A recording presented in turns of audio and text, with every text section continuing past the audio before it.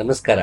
ಕಳೆದ ಸಂಚಿಕೆಯಲ್ಲಿ ಅಷ್ಟಾವಕ್ರನ ಈ ಸಾಲುಗಳನ್ನ ನೋಡಿದೀವಿ. ನೀನು ಪೃಥ್ವಿಯಲ್ಲ, ಅಗ್ನಿಯಲ್ಲ, ವಾಯುವಲ್ಲ ಹಾಗೂ ಆಕಾಶವಲ್ಲ, ಆತ್ಮವು ಇವುಗಳ ಸಾಕ್ಷಿ ರೂಪ ಹಾಗೂ ಚೈತನ್ಯವೆಂದು ಮೋಕ್ಷಕ್ಕಾಗಿ ತಿಳಿ.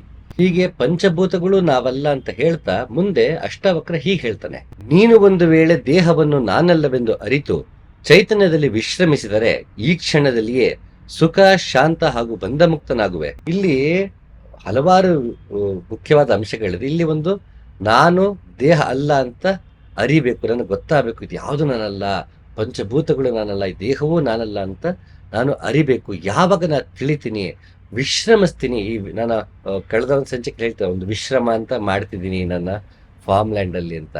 ಹಾಗೆ ಅಂದ್ರೆ ವಿಶ್ರಮ ಅಲ್ಲಿ ತಿಳಿದ ಏನು ಮಾಡ್ಬೇಕಾದಿಲ್ಲ. ಈ ದೇಹ ನಾನಲ್ಲ, ಈ ಮನಸ್ಸು ನಾನಲ್ಲ, ಈ ಮನಸ್ಸು, ಬುದ್ಧಿ, ಅಹಂಕಾರ, ಈ ಪಂಚಭೂತಗಳು ನಾನಲ್ಲ ಅಂತ ತಿಳಿದು ವಿಶ್ರಮಿಸಿದ್ರೆ ಸಾಕು, ಇನ್ನೇನೂ ಮಾಡ್ಬೇಕಾಗಿಲ್ಲ. ನಿನ್ನಲ್ಲಿ ನೀನು ನೆಲೆಗೊಂಡರೆ ಸಾಕು. ಆ ಕ್ಷಣವೇ ಮತ್ತೆ ನಾಳೆಲ್ಲ ನಾಳದಲ್ಲ, ಯಾವಾಗ ನೀನು ಹೀಗೆ ತಿಳಿತೀಯೋ ಬರೀ ಆಗ ನಾನು ದೇಹ ಅಲ್ಲ ಅಂತ ಬರೀ ಗಟ್ಟೊಡ್ಕೊಂಬಿಟ್ರೆ ಸಾಕಾಗಲ್ಲ. ಈ ದೇಹ ನಾನಲ್ಲ, ಆಮೇಲೆ ನಾನು ಯಾರು ಅನ್ನೋ ನಿಜವಾದ ಅರಿವು ಮೂಡಿದಾಗ, ಅಲ್ಲಿ ನಾ ವಿಶ್ರಮಿಸಿದಾಗ, ನನ್ನಲ್ಲೇ ನಾನಿದ್ದಾಗ, ಸಹಜಾನಂದದಲ್ಲಿ ನಾನಿದ್ದಾಗ ತಾನಾಗೆ ಈ ಕ್ಷಣವೇ ನಾನು ಸುಖವಾಗಿರ್ತೀನಿ, ಶಾಂತನಾಗಿರ್ತೀನಿ, ಮತ್ತೆ ಬಂಧಮುಕ್ತನಾಗ್ತೀನಿ ಅಂತ ಇಲ್ಲಿ ಅಷ್ಟಾವಕ್ರ ನಮಗೆ ಹೇಳ್ತಾ ಇದ್ದಾನೆ. ಇದಕ್ಕೆ ಶಂಕರಾಚಾರ್ಯರು ತುಂಬಾ ಚೆನ್ನಾಗಿ ವಿವರಣೆ ಕೊಡ್ತಾರೆ ಅಪರೋಕ್ಷಾನುಭೂತಿಯಲ್ಲಿ. ಅದು ಹೀಗಿದೆ: ನೀರು ಅಲ್ಲಾಡುತ್ತಿದ್ದರೆ ಅದರಲ್ಲಿ ಪ್ರತಿಬಿಂಬಿತವಾದ ಚಂದ್ರನು ಅಲ್ಲಾಡುವಂತೆ ತೋರುತ್ತದೆ. ನೀರಿನಲ್ಲಿರುವ ಚಂಚಲತೆಯನ್ನು ಚಂದ್ರನಲ್ಲಿ ಆರೋಪಿಸಲಾಗುತ್ತದೆ. ಅದೇ ರೀತಿ ಅಜ್ಞಾನದಿಂದಾಗಿ ದೇಹದ ಕಷ್ಣಿಕತ್ವ, ಪರಿಮಿತತ್ವಾದಿಗಳನ್ನು ಆತ್ಮನಲ್ಲಿ ಆರೋಪಿಸುತ್ತಾರೆ. ನೀರಲ್ಲೇ ಪ್ರತಿಬಿಂಬ ಕಾಣ್ತಿದೆ, ನೀರು ಅಲ್ಲಾಡಿದಾಗ ಚಂದ್ರನೇ ಅಲ್ಲಾಡ್ತು ಅಂತ ನಾವು ಅನ್ಕೊಂಡ್ರೆ ಅದು ಹೇಗೆ ತಪ್ಪಾಗುತ್ತೋ, ನಾವು ತಲೆಗೆತ್ತಿ ನೋಡ್ಬೇಕು, ಅಲ್ಲಿ ಚಂದ್ರ ಅವನ ಪ್ರತಿಬಿಂಬ ಅಷ್ಟೇ. ಇದು ಹಾಗಿಲ್ಲಿ ಅಲ್ಲಾಡ್ತದೆ ಚಂದ್ರ ಅಲ್ಲ, ಇದು ಬರೀ ನೀರಷ್ಟೇ, ಚಂಚಲವಾಗಿರೋದು ಇಲ್ಲಿ ನೀರು, ಚಂದ್ರ ಅಲ್ಲ ಅಂತ. ಅಂದ್ರೆ ಇಲ್ಲಿ ಏನರ್ಥ, ಅಲ್ರಿ ಜನ ಗೊತ್ತಿಲ್ವಾ ಅಲ್ಲಿ ಮೇಗಡೆ ಚಂದ್ರ ಇದೆ ಅಂತಲ್ಲ, ನಾನು ಚಂದ್ರ ಮೇಲಿದ್ದಾನೆ ಎನ್ನುವುದನ್ನ ಮರೆತು ಇದೇ ಸತ್ಯ ಅಂತ ತಿಳಿದಾಗ, ಆಗ ನನಗೆ ನೀರಲ್ಲಾಡಿದಾಗ ಚಂದ್ರ ಅಲ್ಲಾಡುತ್ತೆ ಪ್ರತಿಬಿಂಬ, ಆಗ ಅದೇ ನಿಜ ಅನ್ಕೋತೆ. ಅಂದ ಅರ್ಥ ಮೇಲಿರುವ ಚಂದ್ರನ ಅರಿವಿಲ್ಲದೆ ಇದ್ದಾಗ ಅನ್ನೋ ಒಂದು ಉದಾಹರಣೆ ಅಷ್ಟೇ. ಹಾಗೆ ಇಲ್ಲಿ ಒಳಗಿರುವ ಚಂದ್ರ ಇದನ್ನಲ್ಲ, ಆತ್ಮ, ಇದರ ಅರಿವೇ ಇಲ್ಲದಿದ್ದಾಗ ದೇಹಕ್ಕೆ ಚಿಕ್ಕ ವಯಸ್ಸಿಂದ ನಾವು ಶಿಶುವಾಗಿರ್ತೀವಿ, ಆಮೇಲೆ ಮತ್ತೆ ಬೆಳಿತೀವಿ, ಯೌವನಕ್ಕೆ ಬರ್ತೀವಿ, ಆಮೇಲೆ ನಮ್ಗೆ ವಯಸ್ಸಾಗತ್ತೆ, ಮತ್ತೆ ನಮ್ಮ ತಲೆ ಕೂದಲುತ್ತೆ, ಕಣ್ಣು ಇಂಗತ್ತೆ, ಇದೆಲ್ಲ ಬದಲಾವಣೆಗೆ ಒಳಗಾಗುವಂತಹ ಈ ದೇಹವನ್ನ ನಾನೇ ಅಂತ ಅನ್ಕೊಂಡ್ರೆ ಸಾಧ್ಯವಿಲ್ಲ. ಇದು ನಿಜವಾದ ಅರಿವಲ್ಲ. ಹಾಗಾಗಿ ಇದು ದೇಹ ನಾನಲ್ಲ ಅಂತ ತಿಳಿಬೇಕು. ಯಾರಿಗೆ ಹೇಗೆ ಚಂದ್ರನ ಮರೆತು ಪ್ರತಿಬಿಂಬ ಅಳ್ಳಾಡ್ದಾಗ್ಲೇ ಚಂದ್ರನ ಅಳ್ಳಾಡ್ತು ಅನ್ಕೋತೀವೋ, ಹಾಗೆ ಇಲ್ಲಿ ಯಾವುದೇ ರೀತಿಯ ಬದಲಾವಣೆ ಒಳಗೆ ಇಲ್ಲ, ಅದು ಇದ್ದ ಹಾಗೆ ಇದೆ. ಇಲ್ಲಿ ಬದಲಾಗುತ್ತಿರುವುದು, ಚಂಚಲತೆಗೆ ಒಳಪಡುತ್ತಿರುವುದು ದೇಹ. ಹಾಗಾಗಿ ಇದನ್ನ ತಿಳಿಬೇಕು ಅಂತ ಶಂಕರಾಚಾರ್ಯ ವಿವರಿಸ್ತಾರೆ. ಈ ಮನಸ್ಸು, ಬುದ್ಧಿ, ಅಹಂಕಾರದ ಬಗ್ಗೆ ಮತ್ತಷ್ಟು ಹೇಳ್ತಾ ಹೋಗ್ತಾರೆ. ನೀನು ದೃಶ್ಯನಲ್ಲ, ರೂಪವಾಗಲಿ ಜಾತಿಯಾಗಲಿ ನಿನಗಿಲ್ಲ. ನೀನು ಭೌತಿಕ ವಸ್ತುಗಳಿಂದ ಆದವನಲ್ಲ. ಶುದ್ಧನೂ ನಿತ್ಯನೋ ದೃಕ್ ರೂಪನೂ ಆದ ನೀನು ಎಂದಿಗೂ ದೃಶ್ಯವಾಗಲಾರೆ. ನೋಡಲ್ಪಡುವ ಗಡಿಗೆ ಹೇಗೆ ನೋಡುವವನಾಗಲಾರದೋ ಹಾಗೆ ದೃಶ್ಯವಾದ ದೇಹ, ದೃಕ್ಕಾದ ನೀನು ಆಗಲಾರದು. ಈ ದೃಶ್ಯ ಮತ್ತೆ ದೃಕ್ನ ಅರ್ಥ ಮಾಡ್ಕೋಣ. ದೃಶ್ಯ ಅಂದ್ರೆ ಕಣ್ಣಿಗೆ ಏನ್ ಕಾಣುತ್ತವೆ, ಎಲ್ಲವೂ ದೃಶ್ಯ. ಇಡೀ ಜಗತ್ತು, ನಮ್ಮ ಕೈ ಕಾಣಿಸ್ತಿದ್ಯಾ, ಕೈ ಕೂಡ ದೃಶ್ಯವೇ. ಇದು ಕಣ್ಣು ಕಾಣಿಸ್ತದೆ, ನನ್ನ ಅಂಗಾಂಗಗಳೆಲ್ಲ ನಮ್ಗೆ ಕಾಣಿಸ್ತಿರುತ್ತೆ. ಹಾಗೆ ಇದು ಸೇರಿ ಇಡೀ ಸೃಷ್ಟಿ ಅಂತಷ್ಟೇ, ಬರೀ ಸೃಷ್ಟಿ ಮಾತ್ರ ಅಲ್ಲ, ಈ ಸೃಷ್ಟಿಯ ಒಂದು ಭಾಗ ನಾವು. ಆದ್ದರಿಂದ ಇದು ದೃಶ್ಯವೇ. ಆದ್ದರಿಂದ ಹಾಗೆ ಇದು ಕೂಡ ದೃಶ್ಯವೇ. ಹಾಗೆ ಈ ದೃಶ್ಯ ಬೇರೆ, ದೃಕ್ ಬೇರೆ. ನೋಡುತ್ತಿರುವವನು ದೃಕ್ ಅಂತ ಅನ್ಕೋಣ. ಈಗ ಹೇಗೆ ಒಂದು ಗಡಿಗೆ ಇರುತ್ತೆ, ಅದು ನೋಡಿದ ತಕ್ಷಣ ಅದು ನಾವಾಗ್ಬಿಡಲ್ಲ, ಅದು ನಾವಾಗಲ್ಲ, ನಾವು ಅದಾಗಕ್ಕೆ ಸಾಧ್ಯ ಇಲ್ವೋ, ಹಾಗೆ ಈ ದೇಹವನ್ನು ನಮಗೆ ಕಂಡ ತಕ್ಷಣ, ಸೃಷ್ಟಿ ಕಂಡ ತಕ್ಷಣ ಇದು ನಾವಾಗ ಸಾಧ್ಯ ಇಲ್ಲ. ಇದನ್ನೇ ಮಧ್ವಾಚಾರ್ಯರು ಪಂಚಭೇದಗಳಂತ ಹೇಳಿದ್ರು. ಜಡ ಜಡಕ್ಕೂ ಭೇದ, ಆತ್ಮ ಜೀವಕ್ಕೂ ಭೇದ, ಆತ್ಮ ಜೀವಕ್ಕೂ ಭೇದ. ಹೀಗೆ ಪಂಚಭೇದಗಳನ್ನ ಹೇಳ್ತವ್ರು. ಜೀವ ಜಡಕ್ಕೂ ಭೇದ ಅಂತ ಪಂಚಭೇದಗಳನ್ನ ಹೇಳಿದ್ರು. ಯಾಕೆ ಭೇದಗಳನ್ನ ತಿಳಿಬೇಕಿತ್ತು ಅಂದ್ರೆ, ನಮಗೆ ನಿತ್ಯಾನಿತ್ಯತೆ ಗೊತ್ತಾಗಬೇಕು. ನಾವು ಯಾರನ್ನ ಅರಿಸ್ತಿದೀವಿ ಅದನ್ನ ಅರಿತಾಗ ನಮಗೆ ಸಾಧ್ಯ ಆಗತ್ತೆ. ವ್ಯತ್ಯಾಸಗಳು ತಿಳಿದಾಗ ಇದರಲ್ಲಿರುವಂತಹ ಮೂಲ ಚೈತನ್ಯದ ಕಡೆ ನಾವು ಗಮನ ಕೊಡಬೇಕು ಅನ್ನೋ ಉದ್ದೇಶಕ್ಕೆ ಮಧ್ವಾಚಾರ್ಯರು ಪಂಚಭೇದಗಳನ್ನ ಹೇಳಿದ್ದೆ ಹೊರತುವೆ ಸುಮ್ಮನೆ ಅದನ್ನೇ ಗಟ್ಟೊಡ್ಕೊಂಡು ಕೂರಬೇಕು ಅಂತಲ್ಲ.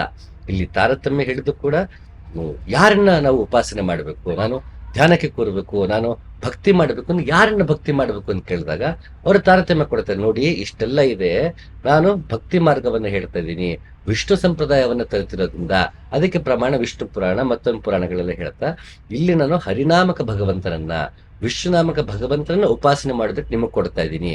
ಇವನೇ ಯಾಕೆ ನಿಮ್ಗೆ ವಿಷ್ಣುವನ್ನೇ ಆರಾಧಿಸ್ಬೇಕು ಅಂತಂದ್ರೆ, ಎಲ್ಲಾ ಕಡೆ ಉಪನಿಷತ್ತಲ್ಲೋ ಅಥವಾ ಪುರಾಣಗಳಲ್ಲೋ ಇಲ್ಲಿ ಭಗವಂತನ ವಿಷ್ಣುನಾಮಕದಲ್ಲೇ ಹೇಳಿರುವುದರಿಂದ ನಾನು ಹೀಗೆ ಹೇಳ್ತಿದ್ದೀನಿ. ಎಲ್ಲರೂ ಒಂದು ಹಂತದಲ್ಲಿ ಇರ್ತಾರೆ. ನಾವು ಒಂದು ಆಫೀಸ್ಗೆ ಹೋಗ್ತೀವಿ ಅಂದ್ರೆ ಅಲ್ಲಿ ನಾವು ಸೆಕ್ಯೂರಿಟಿ ಗಾರ್ಡ್ನ ನಾವು MD ಹತ್ರ ಮಾಡಿಸ್ಕೋಬೇಕಾದ್ರೆ ಕೆಲಸನ ಸೆಕ್ಯೂರಿಟಿ ಹತ್ರ ಕೇಳಕ್ಕಾಗಲ್ಲ. ಸೆಕ್ಯೂರಿಟಿಗೂ ಮೌಲ್ಯ ಇದೆ, ಆತ ಅವನ ಸ್ಥಾನದಲ್ಲಿ ಇರ್ತಾನೆ. ಒಂದು ಆಫೀಸಲ್ಲೂ ಕೂಡ ಟೀಮ್ ಲೀಡರ್ ಅಂತ ಇರ್ತಾನೆ, ಅವನ ಕೆಳಗಡೆ ಕೆಲಸ ಮಾಡ್ತಿರ್ತಾರೆ, ಅವನಿಗೊಬ್ಬ ಹೈರಾರ್ಕಿಲ್ ಒಬ್ಬ ಇರ್ತಾನೆ, ಮತ್ತೆ MD ಇರ್ತಾನೆ, ಹೀಗೆ CEO CTO ಏನೇನೋ ಇರುತ್ತೆ. ಸೊ ಈ ಹೈರಾರ್ಕಿ ಅಂತ ಬಂದಾಗ ಇಲ್ಲಿ ಒಬ್ಬ ಕೀಳೊಬ್ಬ ಮೇಲು ಅಂತಲ್ಲ, ಯಾರು ಯಾರಿಗೆ ಆನ್ಸರಬಲ್ಲು, ಯಾರು ಯಾರ ಕೆಳಗಡೆ ಕೆಲಸ ಮಾಡ್ತಿದ್ದಾರೆ, ಒಂದು ವ್ಯವಸ್ಥೆ ನಡೆಯೋದಕ್ಕೆ ಒಬ್ರು ಇನ್ನೊಬ್ಬರ ಕೆಳಗಡೆ ಕೆಲಸ ಮಾಡ್ತಿರ್ತಾರೆ. ಇಲ್ಲಿ ಕೀಳು ಮೇಲು ಅನ್ನುವ ರೀತಿಯಲ್ಲಿ ತಾರತಮ್ಯ ತಗೊಂಡಾಗ ಮಧ್ವಾಚಾರ್ಯ ನಮಗೆ ಅರ್ಥ ಆಗಿಲ್ಲ ಅಂತ. ತಾರತಮ್ಯದ ಹಿಂದೆ ನಿಜವಾದ ಉದ್ದೇಶ ಇರೋದು, ನಾವು ಕೊನೆಗೆ ಯಾರನ್ನು ಉಪಾಸನೆ ಮಾಡಬೇಕು, ಯಾರನ್ನು ಉಪಾಸನೆ ಮಾಡಿದರೆ ನಮಗೆ ಮೋಕ್ಷ ಪ್ರಾಪ್ತಿಯಾಗತ್ತೆ.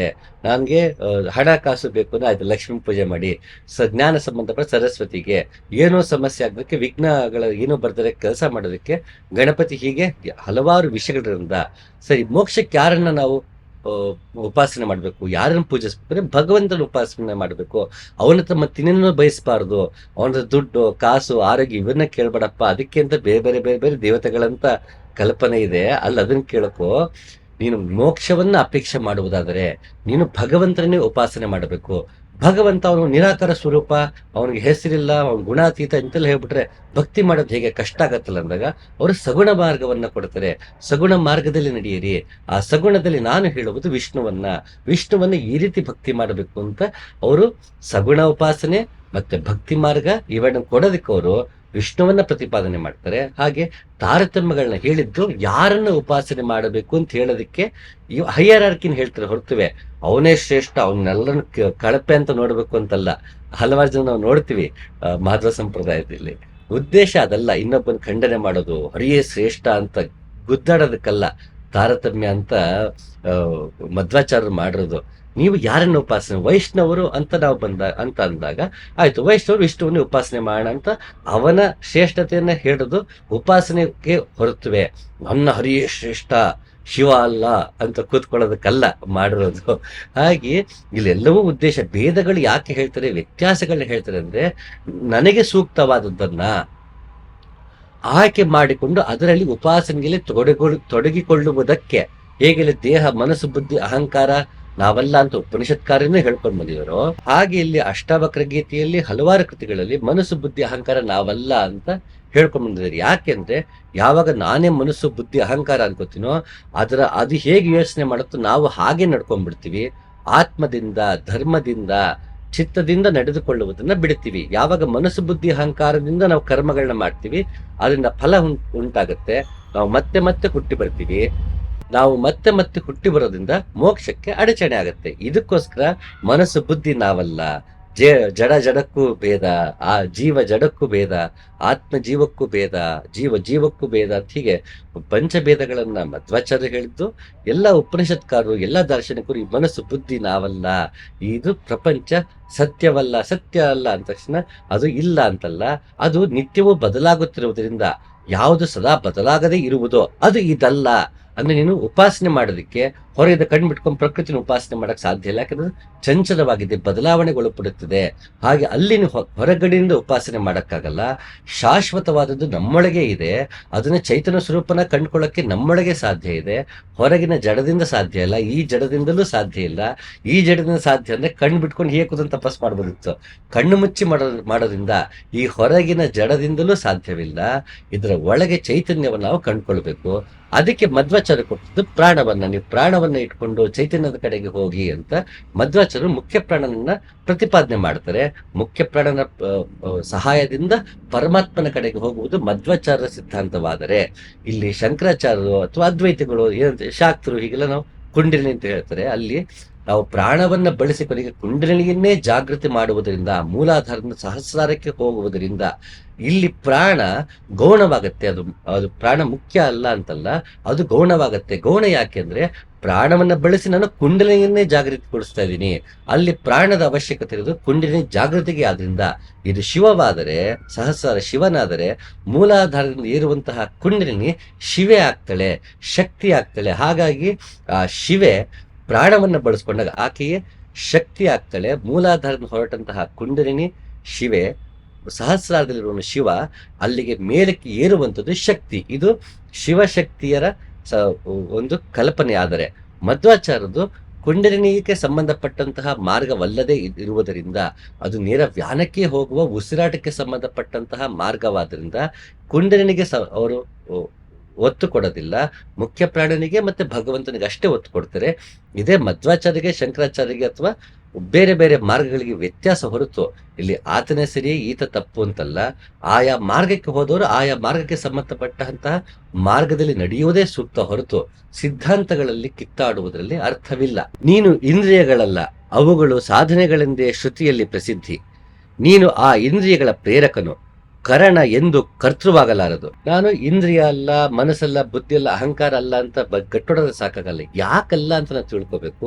ಅದಕ್ಕೆ ಇಲ್ಲಿ ಶಂಕರಾಚಾರ್ಯ ತುಂಬಾ ಚೆನ್ನಾಗಿ ವಿವರಿಸ್ತಾರೆ. ನೀನು ಇಂದ್ರಿಯಗಳಲ್ಲ. ಯಾಕೆ ಅಂದ್ರೆ ಇವಕ್ಕೆ ತಮ್ಮದೇ ಆದ ಸ್ವಾತಂತ್ರ್ಯ ಇಲ್ಲ. ಯಾಕೆ ಸ್ವಾತಂತ್ರ್ಯ ಇಲ್ಲ? ಇದು ಕೇಳಿಸ್ಕೊಳ್ಳೋದ್ರೆ ಸದಾ ಕಿವಿ ಕೇಳಿಸ್ಕೊತಾನೆ ಇರುತ್ತಲ್ಲ.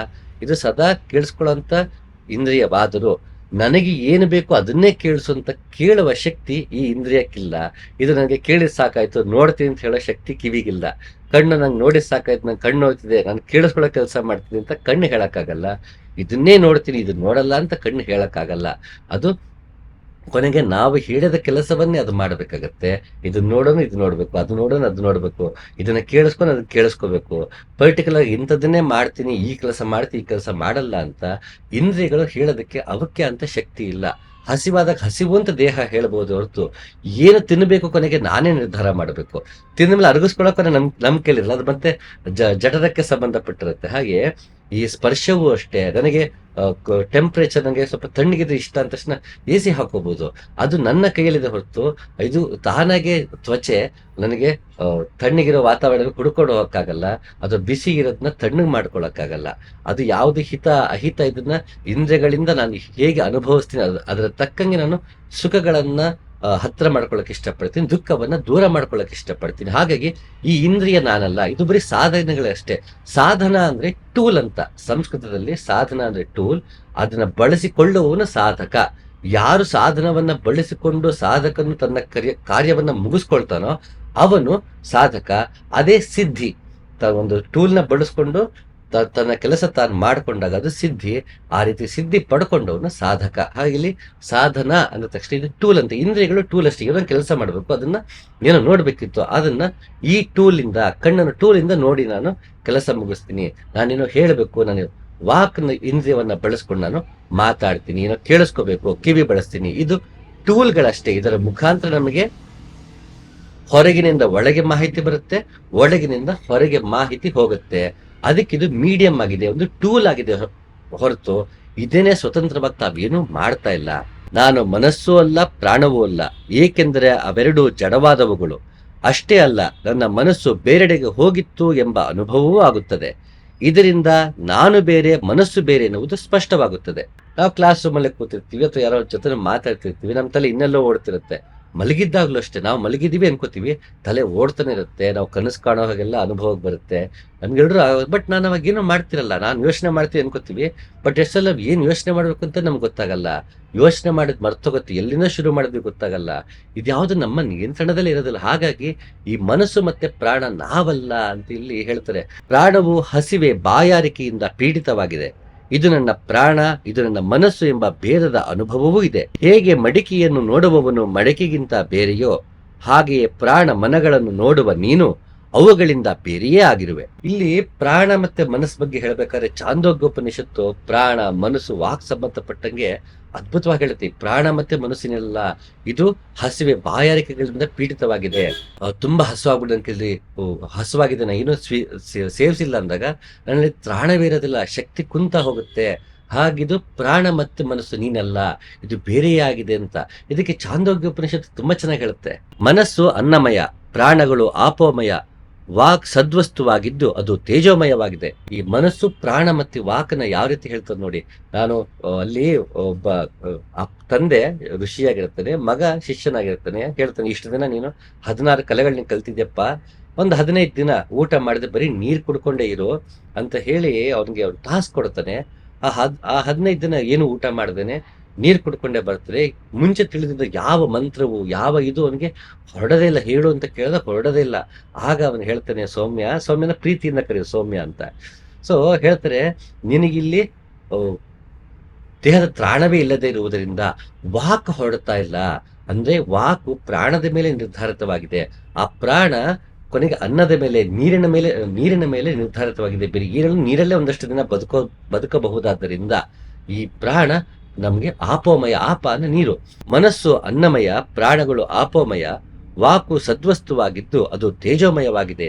ಸೊ ಇದು ಇನ್ನು ಮತ್ತಷ್ಟು ವಿವರ ಇನ್ನೊಂದಿನ ನೋಡೋಣ. ಮನಸ್ಸು ಪ್ರಾಣ ಮತ್ತು ವಾಕಿನ ಸಂಬಂಧ ಚಾಂದೋಗ್ಯೋಪನಿಷತ್ತು ತುಂಬಾ ಸೊಗಸಾಗಿ ವಿವರಣೆ ಕೊಡ್ತಾ ಹೋಗುತ್ತೆ. ಮುಂದಿನ ಸಂಚಿಕೆಗಳಲ್ಲಿ ಅವಶ್ಯಕತೆ ಬಿದ್ದಾಗ ಅದನ್ನು ನೋಡೋಣ. ಬುದ್ಧಿಯು ನಿದ್ರೆಯಲ್ಲಿ ಲಯ ಹೊಂದಿರುತ್ತದೆ. ಜಾಗೃತ ಅವಸ್ಥೆಯಲ್ಲಿ ಚಿತ್ ಪ್ರತಿಬಿಂಬದೊಡನೆ ಕೂಡಿಕೊಂಡು ದೇಹವನ್ನೆಲ್ಲ ವ್ಯಾಪಿಸಿ ಬಿಡುತ್ತದೆ. ಆ ಬುದ್ಧಿ ನೀನಾಗಲು ಸಾಧ್ಯವಿಲ್ಲ. ನಮ್ಮ ಬುದ್ಧಿ ನಾವು ನಿದ್ದೆ ಮಾಡಿದಾಗ ತನ್ನ ರೀತಿ ತಾನು ಓಡಾಡ್ಕೊಂಡಿರುತ್ತೆ, ಕನಸು ಬೀಳುತ್ತೆ, ಮತ್ತೊಂದು ಮಾಡುತ್ತೆ, ಎಲ್ಲವೂ ಮಾಡ್ತಿರುತ್ತೆ. ಎಚ್ಚರ ಆದ ತಕ್ಷಣ ನಾನು ಹೀಗೆ ಯೋಚನೆ ಮಾಡ್ತೀನಿ, ನಾನು ಹಾಗೆ ಯೋಚನೆ ಮಾಡ್ತೀನಿ ಅಂತ ಪೂರ್ತಿ ನಮ್ಮನ್ನೇ ಆವರಿಸ್ಕೊಂಡು ಬುದ್ಧಿ ಹೇಳಿದ್ದನ್ನೇ ನಾನು ಯೋಚನೆ ಮಾಡ್ತೀನಿ ಅನ್ಕೊಂಡು ಬುದ್ಧಿ ಮಾತು ಕೇಳ್ಕೊಂಡು ನಾವು ಜೀವನ ಮಾಡ್ಕೊಂಡು ಹೋಗ್ಬಿಡ್ತೀವಿ. ರಾತ್ರಿ ಬುದ್ಧಿ ನಮ್ಮ ನಿಯಂತ್ರಣದಲ್ಲಿರಲ್ಲ, ನಾವು ಮಲಗ್ಬಿಟ್ಟಿರ್ತೀವಿ, ಅದ್ ಕೆಲಸ ಅದ್ ಮಾಡ್ತಿರುತ್ತೆ. ಎಚ್ಚರಗೊಂಡ ತಕ್ಷಣ ಪೂರ್ತಿ ಅದು ನಮ್ಮನ್ನ ಕಂಟ್ರೋಲ್ ತಗೊಂಡ್ಬಿಡುತ್ತೆ, ನಮ್ಮನ್ನೇ ನಿಯಂತ್ರಿಸುತ್ತೆ. ಹಾಗೆ ಈ ಬುದ್ಧಿ ನಾನಲ್ಲ, ಈ ಮನಸ್ಸು ಬುದ್ಧಿ ಅಹಂಕಾರ ನಾನಲ್ಲ. ಇದರ ಹೊರತಾಗಿ ನಾನು ಅಂದಾಗ ನನ್ನ ಯೋಚನೆ ಮಾಡುವ ರೀತಿ, ನಾನು ಕರ್ಮಗಳಲ್ಲಿ ತೊಡಗಿಕೊಳ್ಳುವ ರೀತಿ, ಭಾವನೆಗೆ ಪ್ರತಿಕ್ರಿಯಿಸುವ ರೀತಿ ಬದಲಾಗ್ತಾ ಹೋಗುತ್ತೆ. ಇದು ಸಾಧನ ಚತುಷ್ಟಯಕ್ಕೆ ನಮಗೆ ಬೇಕಿರುವಂಥದ್ದು. ವಿವೇಕ, ಷಟ್ ಸಂಪತ್ತು, ವೈರಾಗ್ಯ ಮತ್ತು ಮುಮುಕ್ಷತ್ವ. ನಮಗೆ ಈ ಸಾಧನ ಚತುಷ್ಟಯ ಅಂತ ಏನಿದೆ ಅಂದ್ರೆ ಮನುಷ್ಯ ಮೋಕ್ಷಕ್ಕೆ ಅಧಿಕಾರಿಯಾಗಬೇಕು ಅಂದ್ರೆ ಈ 4 ಮುಖ್ಯ ಅಂತ ಹೇಳ್ತಾ ಇದಾರೆ. ಏನೇನು? ವಿವೇಕ, ಷಟ್ ಸಂಪತ್ತು, ವೈರಾಗ್ಯ ಮತ್ತು ಮುಮುಕ್ಷತ್ವ.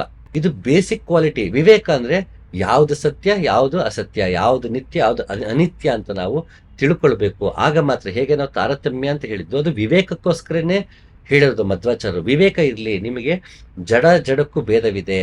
ಇಲ್ಲಿ ಜೀವ ಮತ್ತೆ ಜೀವಕ್ಕೂ ಭೇದ ಇದೆ, ಜೀವ ಪರಮಾತ್ಮನಿಗೂ ಭೇದ ಇದೆ, ಪರಮಾತ್ಮ ಜಡಕ್ಕೂ ಭೇದ ಇದೆ. ಈ ವಿವೇಕವನ್ನ ತಿಳಿದಾಗ, ಈ ಸತ್ಯವನ್ನ ತಿಳಿದಾಗ ನಾವು ಯಾವುದರಲ್ಲಿ ಹೇಗೆ ಉಪಾಸನೆ ಮಾಡಬೇಕು ಅಂತ ನಮಗೆ ಅರಿವಿಗೆ ಬರುತ್ತೆ. ಇದು ವಿವೇಕ. ಪಂಚಭೇದಗಳು ಮತ್ತೆ ತಾರತಮ್ಯ ಅನ್ನೋದು ವಿವೇಕ ಹೊರತು ಅದೇ ಜ್ಞಾನವಲ್ಲ. ನಾನು ಯಾರನ್ನು ಉಪಾಸನೆ ಮಾಡಬೇಕು ಅಂತ ಗೊತ್ತಾಗೋದಕ್ಕೆ ತಾರತಮ್ಯ. ನಾನು ಯಾವುದರಲ್ಲಿ ಹೇಗೆ ಭಗವಂತನ ಕಾಣಬೇಕು ಅನ್ನೋದಕ್ಕೆ ಭೇದಗಳು. ಇದು ವಿವೇಕಕ್ಕೆ ಹೊರತು ಇದೇ ಪಾರಮಾರ್ಥಿಕ ಸತ್ಯ ಅಲ್ಲ. ಅದನ್ನ ತಿಳ್ಕೊಂಡ ತಕ್ಷಣ ನಾನು ದ್ವೈತಿ ಆಗ್ಬಿಡಲ್ಲ, ಮಧ್ವಾಚಾರ್ಯರು ಅರ್ಥ ಆಗ್ಬಿಟ್ರು ಅಂತಲ್ಲ. ಮಧ್ವಾಚಾರ್ಯರು ಮಾರ್ಗವನ್ನ ಕೊಟ್ಟಿದ್ದಾರೆ, ಆ ಮಾರ್ಗದಲ್ಲಿ ನಡೀತಾ ಹೋಗ್ಬೇಕು. ಮಧ್ವಾಚಾರ್ಯರ ಮಾರ್ಗವನ್ನ ಮತ್ತೊಂದು ದಿನ ವಿಶೇಷವಾಗಿ ಅದನ್ನೇ ಮಾತಾಡೋಣ. ಈಗ ಮಧ್ವಾಚಾರ್ಯ ಮಾರ್ಗಕ್ಕೆ ಹೋಗೋದು ಬೇಡ. ಸೊ ಅದು ವಿವೇಕ. ಈಗ ಶಂಕರಾಚಾರ್ಯರಾಗ್ಲಿ, ಅದ್ವೈತಗಳಾಗ್ಲಿ, ಇವರೆಲ್ಲ ಏನ್ ಹೇಳ್ತಾರೆ, ಈ ಮನಸ್ಸು ಬುದ್ಧಿ ನಾನಲ್ಲ, ಇದೆಲ್ಲವೂ ಮಾಯೆ ಅಂತಲ್ಲಿ ಯಾಕೆ ಹೇಳ್ತಾರೆ ಅಂದ್ರೆ, ನೀನು ಮಾಯೆ ಅಂತ ತಿಳಿದಾಗ, ಸಂಸಾರ ಮಾಯೆ ಅಂತ ತಿಳಿದಾಗ, ಸಂಸಾರ ಮಿಥ್ಯ ಅಂತ ತಿಳಿದಾಗ ಅದ್ರ ಜೊತೆಗೆ ಅಂಟಿಕೊಳ್ಳುವುದು ಕಡಿಮೆ ಆಗುತ್ತೆ. ನಾವು ಈಗ ಬಾಡಿಗೆ ಮನೇಲಿ ಇರ್ತೀವಿ ಅಂತ ಅನ್ಕೋಣ. ಬಾಡಿಗೆ ಮನೇಲಿ ಇದ್ದಾಗ ಅದು ತುಂಬಾ ಸೊಗಸಾಗಿ ಆಲ್ಟ್ರೆಲ್ಲ ಮಾಡ್ಕೊಂಡು ಮತ್ತೊಂದು ಮಾಡ್ಕೊಂಡು ನಾವು ವಾಸ ಮಾಡಲ್ಲ. ಯಾಕೆ? ಇದು ಟೆಂಪರರಿ. ನಾನು ಇಲ್ಲೇ ಶಾಶ್ವತವಾಗಿ ಉಳಿಯೋಲ್ಲ. ನಾನು ಮತ್ತೊಂದು ಮನೆಗೆ ಹೋಗೋದ್ರಿಂದ ನಾನು ಎಷ್ಟು ದಿನ ಇರ್ತೀನೋ ಅಲ್ಲಿ ಎಷ್ಟಾಗುತ್ತೋ ಅಷ್ಟು ಮಾತ್ರ ಬಳಸೋಣ. ಅದಕ್ಕೆ ಮೋಹಕ್ಕೆ ನಾವು ಅಂಟಿಕೊಳ್ಳುವುದಿಲ್ಲ. ಅದು ನಮ್ಮದು ಅಂತ ಭಾವಿಸಿ ನಾವು ಅದರಲ್ಲಿ ಬದುಕುವುದಿಲ್ಲ. ಸ್ವಂತ ಮನೆ ಅಂದ್ರೆ ಇಷ್ಟಪಟ್ಟಂಗೆ ನಾವು ಹೇಗ್ಬೇಕು ಹಾಗೆ ನಾವು ಕಟ್ಕೊಳ್ತೀವಿ. ಅಲ್ಲಿ ನನ್ನದು ಅನ್ನೋ ಭಾವ ಇರುತ್ತೆ. ಬಾಡಿಗೆ ಮನೆಯಲ್ಲಿ ನನ್ನದನ್ನ ಭಾವ ಎಲ್ಲಿವರೆಗೆ ಇರುತ್ತೆ ಅಂದ್ರೆ ಇದು ಶಾಶ್ವತವಾದದ್ದಲ್ಲ. ಮತ್ತೆ ನಮ್ಮ ಮನೆಗೆ ಹೋಗ್ತೀವಿ ಭಾವದಲ್ಲಿ ಎಷ್ಟು ಬೇಕೋ ಅಷ್ಟೇ ಅಂಟ್ಕೊಳ್ತೀವಿ. ಬಾಡಿಗೆ ಮನೆಗೆ, ಸ್ವಂತ ಮನೆಗೆ ಮನಸ್ಸಿಂದ ಅಂಟ್ಕೊಳ್ತೀವಿ. ಅದರಲ್ಲಿ ಪ್ರೀತಿ, ವಿಶ್ವಾಸ ಎಲ್ಲವನ್ನೂ ತುಂಬ್ತೀವಿ, ನನ್ನದು ಭಾವನೆಲ್ಲ ತುಂಬ್ತೀವಿ. ಹಾಗೆ ಇದು ದೇಹ, ಈ ಜನ್ಮ ಇದು ಶಾಶ್ವತ ಅಲ್ಲ. ಈ ಸೃಷ್ಟಿ, ಇಡೀ ಪ್ರಪಂಚ ಶಾಶ್ವತ ಅಲ್ಲ, ಬದಲಾಗ್ತಾನೆ ಇರೋದ್ರಿಂದ ನಾನು ಅಂಟಿಕೊಳ್ಳುವುದಿಲ್ಲ. ಶಾಶ್ವತವಾದ ಭಗವಂತನನ್ನೇ, ಸತ್ಯವನ್ನೇ ಯಾವ ಕಾಲದಲ್ಲೂ ಬದಲಾಗುವುದಿಲ್ಲವೋ, ಯಾವ ಕಾಲದಲ್ಲೂ ಎಲ್ಲ ಸ್ಥಳದಲ್ಲೂ ಅದು ನಿತ್ಯವಾಗಿರುತ್ತೋ ಅದಕ್ಕೆ ನಾವು ಅಂಟಿಕೊಳ್ಳಬಹುದು. ಅದು ನನ್ನದು ಅಂತ ಹೇಳ್ಕೋಬಹುದು. ಅದರ ಕಡೆ ನಾವು ಪ್ರೇಮವನ್ನ ಹೆಚ್ಚಿಸ್ಕೊಳ್ಬಹುದು, ಅದರ ಕಡೆಗೆ ಫೋಕಸ್ ಇರ್ಬೋದು. ಹಾಗಾಗಿ ಇಲ್ಲಿ ಸೃಷ್ಟಿಯನ್ನ ಸತ್ಯವಲ್ಲ, ಮಿಥ್ಯೆ, ಹಲವಾರು ಕಾರಣಕ್ಕೆ ಯಾಕೆ ಹೇಳಿದ್ರು ಅಂದ್ರೆ ಅದನ್ನ ರಿಫ್ಯೂಟ್ ಮಾಡ್ಬೋದೇ, ಜಗತ್ತು ಮಿಥ್ಯೆ ಅಲ್ಲ, ಅದು ಸತ್ಯ ಅಂತ ಮಧ್ವಾಚಾರ್ಯ ಪ್ರೂವ್ ಮಾಡಿದ್ರೆ ಅಂತ ಹೇಳ್ಬೋದು, ಇಲ್ಲ ಅಂತಲ್ಲ. ಆದ್ರೆ ಉದ್ದೇಶ ಏನು, ಯಾಕೆ ಸೃಷ್ಟಿಯನ್ನ ಮಿಥ್ಯಾ ಅಂತ ಹೇಳ್ಬೇಕಿತ್ತು, ಯಾಕೆ ಸೃಷ್ಟಿಯನ್ನ ಜಗತ್ತನ್ನ ಮಾಯೆ ಅಂತ ಹೇಳ್ಬೇಕಿತ್ತು ಅಂದ್ರೆ, ಇದಕ್ಕೆ ಅಂಟಿಕೊಳ್ಳಬೇಡಿ, ಯಾವುದು ಸತ್ಯವಾಗಿದೆಯೋ ಯಾವುದು ಶಾಶ್ವತವಾಗಿದೆಯೋ ಅದರ ಕಡೆಗೆ ಗಮನ ಕೊಡಿ ಅಂತ ಹೇಳೋದಿಕ್ಕೆ ವಿವೇಕವಾಗಿ ಹೇಳಿದ್ದು ಜಗತ್ತು ಮಿಥ್ಯಾ. ಇದಕ್ಕೆ ಹಲವಾರು ಕಾರಣ ಅವ್ರು ಕೊಟ್ಟಿದ್ದಾರೆ, ಅದು ತಪ್ಪು ಅಂದ್ರೆ ಇವ್ರು ಹಲವಾರು ಕಾರಣ ಕೊಡ್ತಾರೆ. ಏನೇ ಕೊಟ್ಟರು ಕೊನೆಗೆ ಅದು ವಿವೇಕಕ್ಕೆ ಅಷ್ಟೇ ಹೊರತು ಅದೇ ಸತ್ಯವಲ್ಲ, ಪಾರಮಾರ್ಥಿಕ ಸತ್ಯ ಅಲ್ಲ. ಜಗತ್ತು ಸತ್ಯವೋ ಅಲ್ವಂತ ಕಿತ್ತಾಡ್ಕೊಂಡು ಕೂರೋದಕ್ಕೋಸ್ಕರ ಯಾರೂ ವೇದಾಂತವನ್ನ ಮಾಡಿಲ್ಲ, ಅದು ಸಿದ್ಧಾಂತವನ್ನ ಮಾಡಿಲ್ಲ. ಅದು ಇರೋದು ವಿವೇಕಕ್ಕೋಸ್ಕರ ಅಷ್ಟೇ ಹೊರತು ಮತ್ತೇನಕ್ಕೂ ಅಲ್ಲ. ದೇಹದ ಅಹಂಕಾರ ಬೆಳೆದಾಗ ಹೆಂಡತಿ, ಮಕ್ಕಳು, ಸ್ನೇಹಿತರು, ಸ್ವಕೀಯರು ಇವರ ಮೋಹದಲ್ಲಿ ಬೀಳುತ್ತಾನೆ. ಆದ್ದರಿಂದ ದೃಢ ನಿಶ್ಚಯದಿಂದ ಅಜ್ಞಾನ ದೂರ ಮಾಡಬೇಕು. ಅಭ್ಯಾಸದಿಂದ ಅಜ್ಞಾನ ದೂರಗೊಳಿಸಿ ಮತ್ತೆ ಹುಟ್ಟಿ ಸಾಯುವ ಚಿಂತೆ ದೂರವಾಗುತ್ತದೆ. ಇದಕ್ಕಾಗಿ ಸಂತರ ಸಹವಾಸ ಮಾಡಬೇಕು. ಸಮರ್ಥದಾಸರು ಎಷ್ಟು ಸರಳವಾಗಿ ಹೇಳಿದಾರೆ ನೋಡಿ, ನಾನು ನಂದು ತೊಡಲಾಡಿಕೊಂಡು ಮತ್ತೆ ಮತ್ತೆ ಹುಟ್ಟಿ ಬರೋದಕ್ಕಿಂತ ಇದರಿಂದ ದೂರವಾಗೋಣ. ದೂರ ಅಂದ್ರೆ ಮನೆ ಬಿಟ್ಟು ಹೋಗ್ಬಿಡೋದು ಅಂತಲ್ಲ, ಅದರ ಬಗ್ಗೆ ನಾನು ನನ್ನದು ಇರುವಂತಹ ಮಮಕಾರ ವಾತ್ಸಲ್ಯಗಳನ್ನು ತೊರೆದು ಅದನ್ನ ಪ್ರೀತಿಸುತ್ತಾ ಭಗವಂತ ನೀಡಿದಂತ ಗೌರವಿಸುತ್ತಾ ಬದುಕಬೇಕು ಹೊರತು ತೊರೆದು ಹೋಗ್ಬೇಕು, ಇದು ಕ್ಷುಲ್ಲಕ ಅಂತನೋ ಕೀಳು ಅಂತನೋ ತಿಳ್ಕೊಬೇಕು ಅಂತಲ್ಲ. ಇದು ಸತ್ಯವಲ್ಲ, ಅಂದ್ರೆ ಇದರಿಂದ ನನಗೆ ಮೋಕ್ಷ ಪ್ರಾಪ್ತಿ ಇಲ್ಲ. ಹಾಗಾಗಿ ಇದಕ್ಕೆ ಎಷ್ಟು ಗೌರವ ಕೊಡಬೇಕು ಅಷ್ಟು ಗೌರವ ಕೊಡಬೇಕು, ಎಷ್ಟು ಪ್ರೀತಿಸ್ಬೇಕು ಅಷ್ಟು ಪ್ರೀತಿಸ್ಬೇಕು. ನನ್ನ ಮನಸ್ಸು ಸದಾ ಭಗವಂತನ ಕಡೆಗೆ ಇರಬೇಕು ಅನ್ನೋ ಭಾವ ಮೂಡಬೇಕು ಅನ್ನೋ ಉದ್ದೇಶಕ್ಕೆ. ಇದಕ್ಕೆ ಉದಯವಾದರೆ ಊಟದ ಚಿಂತೆ, ಅದರ ಮೇಲೆ ಭೋಗದ ಚಿಂತೆ, 14 ಲೋಕ ವಾಳಬೇಕೆಂಬ ಚಿಂತೆ. ಪುರಂದರದಾಸರು ಎಷ್ಟು ಚೆನ್ನಾಗಿ ಹೇಳಿದ್ರು ನೋಡಿ, ಬರೀ ಇದೇ ಚಿಂತೆಗಳು ನಮಗೆ, ಊಟ ಚಿಂತೆ, ಮಲಗೋ ಚಿಂತೆ, ಅದು ಗೆಲ್ಲಬೇಕು, ಇದು ಮಾಡಬೇಕು ಅನ್ನೋ ಚಿಂತೆ. ಇದ್ರಲ್ಲೇ ನಾವು ಕಳೆದು ಹೋಗ್ಬಿಟ್ರೆ ನಾವು ಭಗವಂತನ ಕಡೆಗೆ ಮನಸ್ಸು ತಿರುಗಿಸಲ್ಲ, ಆಗ ನಮ್ಮಲ್ಲಿ ಶಾಂತಿ ನೆಮ್ಮದಿ ಮೂಡಲ್ಲ ಅಂತ. ಹಾಗೆ ಮನುಷ್ಯ ಮನೆ ಕಟ್ಟಬಾರ್ದು, ಆಸ್ತಿ ಮಾಡಬಾರ್ದು ಅಂತಲ್ಲ, ತನ್ನ ಶಕ್ತಿಯಲ್ಲಿ ಎಷ್ಟಾಗುತ್ತೋ ಅಷ್ಟು ದುಡಿತಿರ್ತಾನೆ, ಅದಕ್ಕೆ ಪಡಿತಿರ್ತಾನೆ. ಅದನ್ನ ಆ ಪಡೆಯುವಾಗ, ತಾನು ಶ್ರೀಮಂತನಾಗುವಾಗ ಅವನಿಗೆ ಗರ್ವ ಬರಬಾರದು. ಶ್ರೀಮಂತನಾಗುವ ಹಾದಿಯಲ್ಲಿ ನಾನು ನನ್ನ ಧರ್ಮವನ್ನ ಕಾಪಾಡ್ಕೋಬೇಕು, ನ್ಯಾಯಸಮ್ಮತವಾಗಿ ನಾನು ಶ್ರೀಮಂತನಾಗಬೇಕು. ಮತ್ತೆ ಶ್ರೀಮಂತನಾದಾಗ ಗರ್ವ ಪಡಬಾರ್ದು. ಅದರಿಂದ ಎಷ್ಟಾಗುತ್ತೋ ಅಷ್ಟು ಇನ್ನೊಬ್ಬರ ಒಳಿತಿಗಾಗಿ ಆ ಸಂಪತ್ತನ್ನ ಬಳಸೋ ಕಡೆ ಗಮನ ಕೊಡಬೇಕು. ಹೀಗೆ ಮಾಡಿದಾಗ ಮನುಷ್ಯ ಆಸ್ತಿ ಮಾಡ್ಲಿ, ಅಂತಸ್ತು ಮಾಡ್ಲಿ, ದೊಡ್ಡ BMW ತಗೊಂಡ್ರು ಅಥವಾ ದೊಡ್ಡ ರೋಲ್ಸ್ ರಾಯ್ಸ್ ತಗೊಂಡ್ರು ಏನೂ ತಪ್ಪಾಗೋದಿಲ್ಲ.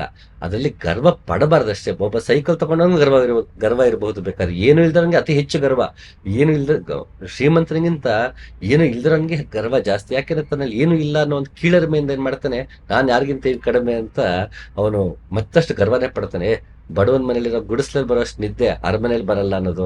ಅದೇ 5 ಸ್ಟಾರ್ ಹೋಟ್ಲಲ್ಲಿ ಇಷ್ಟಿಷ್ಟ ಕೊಡ್ತಾರೆ, ಉಪ್ಪಿರಲ್ಲ, ಖಾರ ಇರಲ್ಲ, ರೋಡ್ ಸೈಡೇ ಚೆನ್ನಾಗಿರುತ್ತೆ ಅನ್ನೋದು. ಈ ರೀತಿ ತೆಗಳ್ತಾ ಹೋಗ್ತಾರೆ. ಅದು ಸರಿನೋ ತಪ್ಪು ನಾ ಹೇಳಲ್ಲ. ಅಂದ್ರೆ ನಾನು ಇರುವ ಸ್ಥಿತಿಯೇ ಸರಿ, ನನ್ನದೇ ಶ್ರೇಷ್ಠ ಅಂತ ಹೇಳ್ಕೊಳಕ್ಕೆ ಇನ್ನದನ್ನು ತೆಗಳ್ತಾ ಹೋಗೋದು. ನಾನು ಚಿಕ್ಕ ವಯಸ್ಸಲ್ಲಿ ಒಂದು ಕತೆ ಕೇಳಿದ್ದು ಜೀವನ ತುಂಬಾ ಪರಿಣಾಮ ಬೀರಿದ್ದು. ಒಂದು ಎಲ್ರು ಕೇಳಿರ್ತೀರ, ಆ ದ್ರಾಕ್ಷಿ ಗೊಂಚಲಿರುತ್ತೆ, ಒಂದು ನರಿ ಬರುತ್ತೆ, ಅದನ್ನ ಹಿಡಿಯೋದಕ್ಕಿಂತ ಪ್ರಯತ್ನ ಪಡುತ್ತೆ, ಹಾರತ್ತೆ ಅದ್ರ ಕೈಗೆ ಸಿಗಲ್ಲ ದ್ರಾಕ್ಷಿ ಗೊಂಚಲು. ಕೊನೆಗದು ಆ ದ್ರಾಕ್ಷಿನೇ ಹುಳಿ ಅಂತ ಹೇಳಿ ಹೊರಟೋಗುತ್ತಂತ. ಹಾಗೆ ನಮಗೆ ಯಾವ್ದು ದಕ್ಕಲ್ವೋ ಅದನ್ನ ಹುಳಿ ಅಂತ ತೆಗಳ್ಬಿಟ್ಟು ಹೋಗ್ಬಿಟ್ರೆ ಪ್ರಯೋಜನ ಇಲ್ಲ. ಹಾಗೆ ಸಂಸಾರದ ನಮಗೆ ಸುಖ ನೆಮ್ಮದಿ ಇಲ್ಲ ಅಂದ ತಕ್ಷಣ ಸಂಸಾರವನ್ನೇ ಹುಳಿ ಅನ್ನೋದು ಅರ್ಥವಿಲ್ಲ. ನಾನು ಅದನ್ನು ಎಟುಕುವಂತಹ ಹಂತಕ್ಕೆ ಹಾರಬೇಕು, ನನ್ನಲ್ಲಿ ಶಕ್ತಿಯನ್ನ ಹೆಚ್ಚಿಸ್ಕೊಳ್ಬೇಕೆ ಹೊರತು ಅದನ್ನ ಹುಳಿ ಅಂತ ತೆಗಳುವುದರಲ್ಲಿ ಒಂದು ಸಿದ್ಧಾಂತವನ್ನು, ಒಬ್ಬ ವ್ಯಕ್ತಿಯನ್ನು, ಒಂದು ವಿಷಯವನ್ನು, ಯಾವುದನ್ನೇ ಆಗಲಿ ನನಗೆ ದಕ್ಕಿಲ್ಲ ಅಂದ ತಕ್ಷಣ ಅದನ್ನ ಅಲ್ಲಗೆಳೆಯುವುದು, ಅದನ್ನ ಹುಳಿ ಅನ್ನೋದು ತಪ್ಪು. ನನ್ನ ಸಾಮರ್ಥ್ಯವನ್ನ ಹೆಚ್ಚು ಪಡಿಸ್ಕೊಳ್ಳಕ್ಕೆ ಪ್ರಯತ್ನ ಪಡಬೇಕು. ಅಥವಾ ಚಾಪೆ ಇದ್ದಷ್ಟು ಕಾಲು ಚಾಚು ಅಂತ ಇರ್ಬೋದೇ ಹೊರತು ಎರಡೇ ಪ್ರಪಂಚದಲ್ಲಿ ಇರೋದು. ಒಂದು ಚಾಪೆ ಇದ್ದಷ್ಟು ಕಾಲು ಚಾಚಬೇಕು, ಇಲ್ವಾ ನನಗೆ ಕಾಲು ಎಷ್ಟು ಉದ್ದ ಇರುತ್ತೋ ಅಷ್ಟು ಉದ್ದನ ಚಾಪೆ ಮಾಡ್ಕೋಬೇಕು. ಎರಡೇ ಇರೋದು ಹೊರತು ಪ್ರಪಂಚವನ್ನು, ವ್ಯಕ್ತಿಗಳನ್ನು, ಸಂಸಾರವನ್ನು ಹುಳಿ ಅಂತ ಹೇಳುವುದರಲ್ಲಿ ಯಾವ ಪುರುಷಾರ್ಥವೂ ಇಲ್ಲ, ಯಾವ ಸಾರ್ಥಕತೆಯೂ ಇಲ್ಲ. ಎಲ್ಲರಲ್ಲೂ ತನ್ನಲ್ಲಿ ಎಲ್ಲರನ್ನೂ ಕಾಣುವವನು ಜಿಗುಪ್ಸೆ ಪಡುವುದಿಲ್ಲ. ಯಾಕೆ ಈ ದೇಹ, ಬುದ್ಧಿ, ಮನಸ್ಸು, ಅಹಂಕಾರ ನಾನಲ್ಲ ಅಂತ ತಿಳಿಬೇಕು ಅಂದ್ರೆ, ಎಲ್ಲರಲ್ಲೂ ಶಾಶ್ವತವಾದ ಒಂದು ನೆಲೆ ಇದೆ. ಯಾವಾಗ ನಾನು ಈ ಮನಸ್ಸು, ಬುದ್ಧಿ, ಅಹಂಕಾರ ನಾನಲ್ಲ ಅನ್ಕೋತೀನಿ, ಹಾಗೆ ಇನ್ನೊಬ್ಬನ ಮನಸ್ಸು, ಬುದ್ಧಿ, ಅಹಂಕಾರ ಅವನಲ್ಲ ಅಂತ ನಮಗೆ ಅರಿವು ಬರುತ್ತೆ. ಇದು ಬರೀ ನನ್ನೊಬ್ಬನ ಸಂಬಂಧಪಟ್ಟಿದ್ದಲ್ಲ, ಇಡೀ ಸಕಲ ಸೃಷ್ಟಿಗೆ ಸಂಬಂಧಪಟ್ಟಿದ್ದು. ಒಂದು ಮರವನ್ನು ನೋಡಿದಾಗ ಈ ಮರದ ಹೊರಗಿಂದ ಕಾಣುವಂತ ರೆಂಬೆ ಕೊಂಬೆಗಳೇ ಮರವಲ್ಲ, ಒಳಗೆ ಒಂದು ಚೈತನ್ಯವಿದೆ. ಒಬ್ಬ ವ್ಯಕ್ತಿ, ಪ್ರಾಣಿ, ಸಕಲ ಜೀವರಾಶಿಗಳು ಕೂಡ ಅದನ್ನು ನೋಡಿದಾಗ ಹೊರಗಿನಿಂದ ಕಾಣುವಂತಹ ಆಕಾರಗಳಿಗೆ ನಾವು ಅಂಟಿಕೊಳ್ಳುವುದಿಲ್ಲ. ಒಳಗಿರುವಂತಹ ಚೈತನ್ಯದ ಕಡೆಗೆ, ಎಲ್ಲದರಲ್ಲೂ ಒಂದು ಮೂಲ ವಸ್ತು ಏನಿದೆ ಅದರ ಕಡೆಗೆ ಗಮನ ಹೋಗುತ್ತೆ. ಯಾವಾಗ ನಾವು ಎಲ್ಲದರಲ್ಲೂ ಮೂಲ ವಸ್ತುವನ್ನ ಕಂಡುಕೊಳ್ತೀವಿ, ಆಗ ನಮಗೆ ಜಿಗುಪ್ಸೆ ಇರೋದಿಲ್ಲ. ಇದು ವಿವೇಕದಿಂದ ಮುಂದೆ ಹೋದಂತಹ ವೈರಾಗ್ಯ ಮತ್ತೆ ಷಟ್ ಸಂಪತ್ತಿನ ಕಡೆಗೆ ನಮಗೆ ಸಹಾಯ ಮಾಡುತ್ತೆ. ಯಾಕೆ ನಾವು ಮನಸ್ಸು, ಬುದ್ಧಿ, ಅಹಂಕಾರ, ಪಂಚೇಂದ್ರಿಯಗಳು ನಾವಲ್ಲ ತಿಳ್ಕೋಬೇಕು ಅಂದ್ರೆ, ಅದು ಎಲ್ಲದರಲ್ಲೂ ಇರುವಂತಹ ಒಂದು ಕಾಮನ್ ಪಾಯಿಂಟ್ ಏನಿದೆ, ಮೂಲ ವಸ್ತು ಏನಿದೆ, ಅದರ ಕಡೆಗೆ ಗಮನ ಹೋಗುತ್ತೆ. ಹಾಗೆ ಈಶೋಪನಿಷತ್ ಏನಿದೆ ಹೇಳ್ತಾ ಇದೆ, ಎಲ್ಲರೂ ತನ್ನನ್ನು ಕಾಣ್ಕೊಳ್ಬೇಕು ಅಂದ್ರೆ ನಾವು ಈ ದೇಹ, ಮನಸ್ಸು, ಬುದ್ಧಿ, ಅಹಂಕಾರ ನಾವಲ್ಲ ಅನ್ನೋ ನಮ್ಗೆ ಅರಿವಿಗೆ ಬರಬೇಕು. ನೀನು ಒಂದು ವೇಳೆ ದೇಹವನ್ನು ನಾನಲ್ಲವೆಂದು ಅರಿತು ಚೈತನ್ಯದಲ್ಲಿ ವಿಶ್ರಮಿಸಿದರೆ ಈ ಕ್ಷಣದಲ್ಲಿಯೇ ಸುಖ, ಶಾಂತ ಹಾಗೂ ಬಂಧಮುಕ್ತನಾಗುವೆ. ಇಲ್ಲಿ ವಿಶ್ರಮ ಅನ್ನೋ ಪಾಯಿಂಟ್ ನಾನು ಬಿಡ್ತೀನಿ, ಯಾಕಂದ್ರೆ ಅವಾಗ ಅವಾಗವಾಗ ಮತ್ತೆ ಕೋಟ್ ಮಾಡ್ತಿರೋದ್ರಿಂದ ವಿಶ್ರಮ ಪಾಯಿಂಟ್ ನ ಬಿಡ್ತೀನಿ. ಇಲ್ಲಿ ಈ ಕ್ಷಣದಲ್ಲಿ ಅಂತಾನೆ ಅಷ್ಟಾವಕ್ರ ಅಂದ್ರೆ ನಾಳೆ ಇನ್ಯಾವತ್ತೂ ಅಲ್ಲ. ಯಾವ ನಾವು ನನ್ಗೆ ಅಲ್ಲಿ ಹೋಗಿ ಕೋರ್ಸ್ ಮಾಡ್ಬಿಟ್ಟು ನಾನು ಧ್ಯಾನ ಮಾಡ್ತೀನಿ, ಹಿಮಾಲಯಕ್ಕೆ ಹೋಗಿ ಧ್ಯಾನ ಮಾಡ್ತೀನಿ, ಮತ್ತಿನ್ನೆಲ್ಲಕ್ಕೆ ಹೋಗಿ ತಪಸ್ ಮಾಡ್ತೀನಿ, ಇಷ್ಟು ಗಂಟೆಗೆ ಕೂತ್ಕೊಂಡ್ರೆ ಅವಾಗೆಲ್ಲೋ ಆಗುತ್ತೆ ನಾವು ಭ್ರಮೆಲ್ ನಾವು ಬದುಕ್ತೀವಿ. ಯಾವಾಗ ಈ ಕ್ಷಣವೇ ನಾವು ಅರಿತೀವಿ, ಈ ಕ್ಷಣವೇ ಬಂಧ ಮುಕ್ತರಾಗ್ತೀವಿ. ಅದು ನಾಳೆ ಅಲ್ಲ. ನಾನು ವಯಸ್ಸಾನ ಬುಕ್ ಓದ್ತೀನಿ, ಅಯ್ಯೋ ವಯಸ್ಸಾಯ್ತು ಬುಕ್ ಓದಕ್ಕಾಗಲ್ಲ, ಹಲವಾರು ಜನ ನೋಡಿದ್ದೀನಿ. ಅದು ಒಂದು ಚಿಕ್ಕ ವಯಸ್ಸಲ್ಲಿ ಈಗ ಬೇಡ ವಯಸ್ಸನ್ನು ಓದ್ತೀನಿ ಅಂತ ಅಂತಾರೆ. ಇನ್ನು ಕೆಲವರು ನಂಗೆ ವಯಸ್ಸಾಯ್ತು ಇನ್ನು ಯಾಕೆ ಓದ್ಬೇಕು ಅಂತಾರೆ. ಒಟ್ಟಂತೂ ಪೋಸ್ಟ್ಪೋನ್ ಮಾಡದೆ ಇಲ್ಲಾಂದ್ರೆ ಡ್ರಾಪ್ ಮಾಡದೆ. ಇದು ಓದಕ್ಕೆ ಸಂಬಂಧಪಟ್ಟಿರ್ಬೋದು, ಜೀವನದ ಕರಿಯರ್ ಸಂಬಂಧಪಟ್ಟಿರ್ಬೋದು, ಎಲ್ಲದಕ್ಕೂ ಅಂದ್ರೆ ನಾಳೆಗೆ ಮುಂದೂಡುವ ಏನು ಪ್ರೋಕ್ರಾಸ್ಟಿನೇಷನ್ ಅಂತ ಅಂತಾರೆ ಇಂಗ್ಲಿಷಲ್ಲಿ, ಎಲ್ಲವನ್ನು ನಾಳೆಗೆ ದೂಡುವಂಥದ್ದೇನಿದೆ ಅದು ಸಲ್ಲದು. ಬರೀ ಅಧ್ಯಾತ್ಮಕ್ಕಲ್ಲ, ಜೀವನದಲ್ಲೂ ನಾವು ಅಳವಡಿಸಿಕೊಳ್ಳಬೇಕಾದ ಗುಣ ಏನಂದ್ರೆ, ಯಾವುದೂ ನಾಳೆ ಅಲ್ಲ, ಈ ದಿನವೇ ನಡೆಯುವಂಥದ್ದು. ಇಂದಿನ ಗಳಿಗೆ ಶುಭ ಗಳಿಗೆ, ಇಂದಿನ ದಿನವೇ ಶುಭ ದಿನವು ಅಂದ ಹಾಗೆ ಇವತ್ತು ಈ ಕ್ಷಣವೇ. ಹಾಗಾಗಿ ಇಲ್ಲಿ ಈ ಕ್ಷಣದಲ್ಲಿಯೇ ಬಂಧ ಮುಕ್ತನಾಗ್ತೀಯ ಅಂತ ಅಷ್ಟಾವಕ್ರ ಹೇಳ್ತಾನೆ. ನಾಳೆ ಇನ್ಯಾವತ್ತಕ್ಕೂ ಅವನು ಹೇಳ್ತಾ ಇಲ್ಲ, ಈ ಕ್ಷಣ ನಾನು ಅರಿಬೇಕು, ಈ ಕ್ಷಣವೇ ನಾ ಬಂಧ ಮುಕ್ತ. ಹಾಗೆ ಇಲ್ಲಿ ಯೋಗ ವಾಸಿಷ್ಠದಲ್ಲೂ, ಹೇ ರಾಮ, ನೀನು ಈ ದೃಶ್ಯ ಜ್ಞಾನವೆಲ್ಲವನ್ನು ಬಿಟ್ಟು ವಾಸನೆಯ ಚಿತ್ತವನ್ನು ದಾಟಿದರೆ ಈ ನಿಮಿಷದಲ್ಲೇ ನೀನು ಮುಕ್ತನಾಗುವೆ, ಇದರಲ್ಲಿ ಯಾವ ಸಂಶಯವೂ ಇಲ್ಲ. ನಾವು ಈ ದೃಶ್ಯ ಜ್ಞಾನ ಕಣ್ಣಿಗೆ ಏನ್ ಕಾಣ್ತಿದ್ಯೋ ಅದ್ರ ಬಗ್ಗೆನೇ ನಾವು ಒಲವು ಬಿಟ್ಟು ಅಂತರ್ಮುಖಿಯಾಗಿ ನಮ್ಮನ್ನ ನಾವು ಕಂಡ್ಕೊಂಡ್ರೆ ಈ ಕ್ಷಣವೇ ನಾ ಬಂಧ ಮುಕ್ತನಾಗ್ತೀನಿ, ಇದರಲ್ಲಿ ಯಾವ ಸಂಶಯ. ಈ ಕ್ಷಣ ಅಂತ ಇಲ್ಲಿ ಯೋಗ ವಾಸಿಷ್ಠದಲ್ಲೂ ಹೇಳ್ತದೆ. ಹಾಗೆ ಇಂದು ಎನೆಗೆ ಗೋವಿಂದ ಅಂತಾರೆ, ಇಂದು ಎನೆಗೆ ಗೋವಿಂದ, ನಾಳೆ ಎನೆಗೆ ಗೋವಿಂದ ಅಲ್ಲ. ದಾಸರು ಹೇಳೋದು ಇಂದು ಎನೆಗೆ ಗೋವಿಂದ ಅಂತಾನೆ ಹೇಳಿರೋದು. ಹಾಗೆ ಅಥವಾ ಬ್ರಹ್ಮ ಜಿಜ್ಞಾಸ ಅಂತ ಹೇಳುತ್ತೆ ಬ್ರಹ್ಮಸೂತ್ರ. ಈಗ ಬ್ರಹ್ಮನ ಜಿಜ್ಞಾಸೆ ಮಾಡೋಣ, ಈಗ, ನಾಳೆ ಅಲ್ಲ, ಈ ಕ್ಷಣವೇ. ಎಲ್ಲವೂ ಈ ಕ್ಷಣವೇ. ನೆನ್ನೆ ಕಳೆದು ಹೋಗಿದೆ, ನಾಳೆ ಇನ್ನೂ ಬಂದಿಲ್ಲ. ಈ ಕ್ಷಣವಷ್ಟೇ ಸತ್ಯ. ಈ ಕ್ಷಣ ನಾವು ಬದುಕಿದೀವಿ, ನಿನ್ನೆ ನಾವು ಬದುಕಿದ್ವಿ, ಬಟ್ ಆ ಬದುಕು ನಮ್ಮ ಹತ್ರ ಇಲ್ಲ. ಪ್ರತಿಯೊಂದು ಕ್ಷಣವೂ ಅದು ಮುಂದೆ ಹೋಗ್ತಿರೋದ್ರಿಂದ, ಒಬ್ಬ ಟಾಲ್ಸ್ಟಾಯ್ ಅನ್ಸುತ್ತೆ, ಅವನೆಲ್ಲ ಕೇಳ್ತಾನೆ, ಪಾಸ್ಟ್, ಪ್ರೆಸೆಂಟ್ ಮತ್ತೆ ಫ್ಯೂಚರ್ ಅಂತೀವಲ್ಲ, ಈ ಪ್ರೆಸೆಂಟ್ ಎಷ್ಟು ತಿನ್ನಾಗಿದೆ ಅಂದ್ರೆ ಎಷ್ಟು ಕಾಲವನ್ನ, ಯಾವ ಕಾಲದ ಮಾತ್ರೆಯಲ್ಲಿ ಈಗ ಎನ್ನುವುದಿದೆ ಅಂತ ಕೇಳ್ತಾನೆ.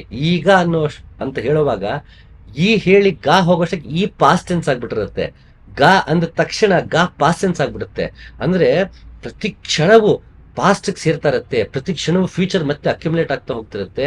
ಅವು ಪಾಸ್ಟ್, ಪ್ರೆಸೆಂಟ್ ಮತ್ತೆ ಫ್ಯೂಚರ್ ಅಲ್ಲಿ ಯಾವಾಗ ನಾವು ಟ್ರಾವೆಲ್ ಮಾಡ್ತಿದ್ವಿ, ಎಷ್ಟು ಅದು ನಮ್ಗೆ ಅಳತೆ ಮಾಡುವುದಕ್ಕೆ ಸಾಧ್ಯವಿಲ್ಲ. ಅದಕ್ಕೆ ಚಾಂದೋಗ್ಯ ಉಪನಿಷತ್ತು ಈ ಕ್ಷಣವನ್ನ ಹೇಗೆ ನಾವು ಅದನ್ನ ಅಳಿಯುವುದು ಅಂತ ಕೇಳಿದ್ರೆ ತುಂಬಾ ಚೆನ್ನಾಗಿ ಹೇಳುತ್ತೆ. ಯಾವ್ದೊಂದು ಎಲೆನ ಸೂಜಿಯಿಂದ ಚುಚ್ಚಿದಾಗ ಅದು ತೂತಾಗೋದಕ್ಕೆ ಎಷ್ಟು ಕ್ಷಣ ಬೇಕೋ ಆ ಕ್ಷಣ ಈಗ ಅಂತ ಹೇಳುತ್ತೆ. ಅಂದ್ರೆ ಅಷ್ಟು ಸೂಕ್ಷ್ಮವಾಗಿದೆ ಪ್ರೆಸೆಂಟ್ ಅನ್ನೋದು, ಅಷ್ಟು ಸೂಕ್ಷ್ಮವಾಗಿರುವಂತದ್ದು ಅಂತ ಹೇಳೋದಕ್ಕೆ ಪ್ರಯತ್ನ ಪಡುತ್ತೆ ಚಾಂದೋಗ್ಯ ಉಪನಿಷತ್. ಅಂದ್ರೆ ನ್ಯಾನೋ ಸೆಕೆಂಡ್ಸ್ ಅಲ್ಲ, ಇನ್ನೂ ಅದು ಎಷ್ಟು ಕೆಳಗೆ ಹೋಗುತ್ತೋ ಅಷ್ಟು ಸೆಕೆಂಡ್ಸ್ ಅಲ್ಲಿ ಇದೆ. ಅಂದ್ರೆ ಅಷ್ಟು ಸೂಕ್ಷ್ಮ ಅಂತ ಹೊರತು ಅದನ್ನ ಮೆಜರ್ ಮಾಡಕ್ಕೆ ಸಾಧ್ಯವಿಲ್ಲ.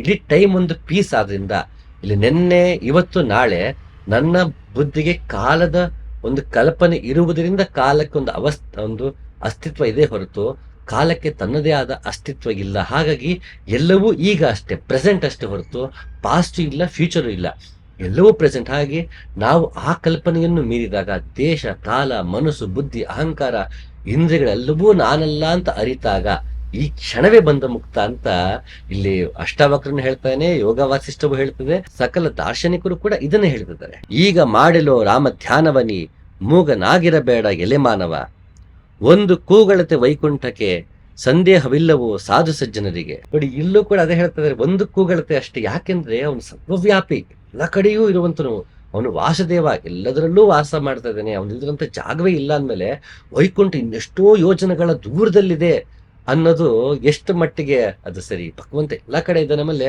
ಅವನಿರುವ ಜಾಗವೆಲ್ಲವೂ ವೈಕುಂಠವೇ. ಅದನ್ನು ತಿಳಿದಾಗ ನಾವಿರುವ ಜಾಗವೆಲ್ಲವೂ ವೈಕುಂಠದಲ್ಲೇ ಇದ್ದೀವಿ ಅನ್ನೋ ಭಾವ ಬರುತ್ತೆ. ಆಗ ಕೂಗಳತೆ ಅಂದ್ರೆ ಇಲ್ಲೇ ಇದೆ. ಕೂಗಳತೆ ಏನನ್ನ ಕೂಗ್ತದಾನೆ? ಅವನು ಬೀಜ ಮಂತ್ರವನ್ನು ಕೂಗ್ತಿದ್ದಾನೆ. ಹರಿನಾಮ ಸ್ಮರಣೆಯಲ್ಲಿ, ಶಿವನಾಮ ಸ್ಮರಣೆಯಲ್ಲಿ ಬೀಜ ಮಂತ್ರವನ್ನ ಕೂಗ್ತದಾನೆ, ಅದನ್ನ ನುಡಿಸ್ತದಾನೆ. ಯಾವಾಗ ನಾವು ಗುರು ನೀಡಿದ ಮಂತ್ರವನ್ನು ಉಪಾಸನೆ ಮಾಡ್ತೀವಿ, ಅದು ಗಾಯತ್ರಿ ಮಂತ್ರ ಇರ್ಬೋದು, ಆಮೇನ್ ಇರ್ಬೋದು, ಅಲ್ಲಾಹೂ ಇರ್ಬೋದು, ಯಾವುದೇ ಆಗಲಿ ಅದು ಅವರವರ ಧರ್ಮದಲ್ಲಿ ಅವರವರ ನಂಬಿಕೆ ತಕ್ಕಂಗೆ, ಅವರವರ ಭಾಷೆಗೆ ತಕ್ಕಂತೆ ಬೀಜಾಕ್ಷರಗಳಿರುತ್ತೆ. ಇದೇ ಸರಿ ಅದೇ ತಪ್ಪು ಅನ್ನೋದಿಲ್ಲ. ಉಸಿರು ತಗೊಂಡಾಗ ಅಲ್ಲ, ಉಸಿರು ಬಿಟ್ಟಾಗ ಹೂ, ಇದು ಅಲ್ಲ ಹೂ, ಇದು ಬೀಜ ಮಂತ್ರವೇ ಆಗ್ಬಿಡುತ್ತೆ ಕೊನೆಗೆ. ಹಾಗೆ ಯಾವುದು ಕೂಡ ಇಲ್ಲಿ ಅದು ಸರಿ ಇದು ತಪ್ಪು ಅನ್ನೋದಿಲ್ಲ. ಅವರವರ ಭಾಷೆಗೆ ಅವರವರ ಆಚರಣೆಗೆ ತಕ್ಕಂತೆ ಇದೆ ಹೊರತು ಸರಿ ತಪ್ಪುಗಳೆನ್ನುವುದೇ ಇಲ್ಲ. ಭಗವಂತನ ದೃಷ್ಟಿಯಲ್ಲಂತೂ ಇಲ್ಲ. ಮನುಷ್ಯನಿಗೆ ಇರ್ಬೋದು, ಭಗವಂತನ ದೃಷ್ಟಿಯಲ್ಲಂತೂ ಸರಿ ತಪ್ಪುಗಳೆನ್ನುವುದೇ ಇಲ್ಲ. ಹಾಗೆ ಭಗವಂತನ ಕಡೆಗೆ ನಾವು ಹೋಗುವುದರಿಂದ ಸರಿ ತಪ್ಪುಗಳ ಆಚೆ ನಾವು ಬೆಳೆಯುವುದನ್ನ ಕಲಿಯಬೇಕು. ಇಲ್ಲಿ ದಾಸರು ಎಷ್ಟು ಸೊಗಸಾಗಿ ಹೇಳಿದ್ರು ನೋಡಿ. ನಾವು ಇದೇ ಕೂಗಳತೆಯಲ್ಲೇ ಇದೆ. ಇನ್ನು ಯಾಕೆ ಕೂಗಳತೆಯಲ್ಲೇ ಇದೆ ಅಂದ್ರೆ, ಅವನು ಸರ್ವವ್ಯಾಪಿ, ಎಲ್ಲದರಲ್ಲೂ ಇದ್ದಾನೆ. ಅವನು ವಿಷ್ಣು, ಇಡೀ ವಿಶ್ವವನ್ನೇ ಆವರಿಸಿಕೊಂಡಿರುವವನು ವಿಷ್ಣು. ಕಣಕಣದಲ್ಲೂ ಇರುವವನು ನಾರಾಯಣ. ಅಂದ್ರೆ ಕಣಕಣದಲ್ಲೂ ಇರುವವನು ನಾರಾಯಣ. ಸೊ ವಸುದೇವ ಅಂತ ಎಲ್ಲ ಕಡೆನೂ ಇರೋನು, ವಾಸುದೇವ ಅಂದ ತಕ್ಷಣ ಎಲ್ಲ ಕಡೆಯೂ ವಾಸ ಮಾಡುವವನು ವಾಸುದೇವ, ಎಲ್ಲ ಕಡೆಯೂ ಇದ್ದಾನೆ. ಸೊ ಎಲ್ಲ ಕಡೆನೂ ಇದ್ದ ಮೇಲೆ ಅವನು ಎಲ್ಲಿಂದ ಬರಬೇಕಿದೆ? ಅದಕ್ಕೆ ಪುರಾಣಗಳಲ್ಲಿ ದೇವರು ಪ್ರಕಟಗೊಂಡನು ಅಂತ ಹೇಳ್ತಾರೆ, ಬಂದ ಅಂತ ಹೇಳಲ್ಲ. ಯಾಕೆಂದ್ರೆ ಅವನು ಎಲ್ಲವಾಗ್ಲೂ ಇದ್ದ, ನಮಗವನ್ನ ನೋಡುವ ಬಗೆ ನಮಗ್ ಗೊತ್ತಿರ್ಲಿಲ್ಲ. ಯಾವಾಗ ನೋಡುವ ಬಗೆ ಬಂತು, ಕಣ್ಮುಂದನೇ ಇದ್ದಾನೆ, ಪ್ರಕಟಗೊಂಡನು, ಅಲ್ಲೇ ಇದ್ದಾನೆ, ಇಲ್ಲೂ ಹೋಗಿಲ್ಲ. ಅವನು ವೈಕುಂಠದ ಇಲ್ಲಿಗೆ ಬಂದಿಲ್ಲ, ಅವನು ಎಲ್ಲ ಕಡೆ ಇರುವುದರಿಂದ ಅವನು ಪ್ರಕಟಗೊಂಡ ಅಂತ ಹೇಳ್ತಾರೆ. ನೀನು ಬ್ರಾಹ್ಮಣ ಮುಂತಾದ ವರ್ಣಕ್ಕೆ ಸೇರಿದವನಲ್ಲ, ನೀನು ಬ್ರಹ್ಮಚಾರಿ ಮುಂತಾದ ಆಶ್ರಮಕ್ಕೆ ಸೇರಿದವನಲ್ಲ, ನೀನು ಇಂದ್ರಿಯಗಳಿಗೆ ಕಾಣದವನು, ನೀನು ನಿರಾಕಾರಿ, ವಿಶ್ವಸಾಕ್ಷಿ ಹಾಗೂ ಅಸಂಗನಾಗಿರುವೆ, ಸುಖಿಯಾಗಿರು. ಈ ಶ್ಲೋಕ ತುಂಬಾ ವಿಶೇಷವಾದಂಥದ್ದು ಅಷ್ಟಾವಕ್ರ ಗೀತೆಯಲ್ಲಿ. ಇದರ ಅರ್ಥವೇನು ಮತ್ತೆ ಇದಕ್ಕೂ ವಜ್ರಸೂಚಕ ಉಪನಿಷತ್ಗೂ ಯಾವ ರೀತಿ ಸಾಮ್ಯ ಇದೆ, ಇದರ ಮಹತ್ವ ಏನು, ಇದರಿಂದ ನಮಗೆ ಮುಮುಕ್ಷತ್ವಕ್ಕೆ ಹೋಗೋದಕ್ಕೆ ಹೇಗೆ ಸಾಧ್ಯ ಅಂತ ಮುಂದಿನ ಸಂಚಿಕೆಯಲ್ಲಿ ನೋಡೋಣ. ನಮಸ್ಕಾರ.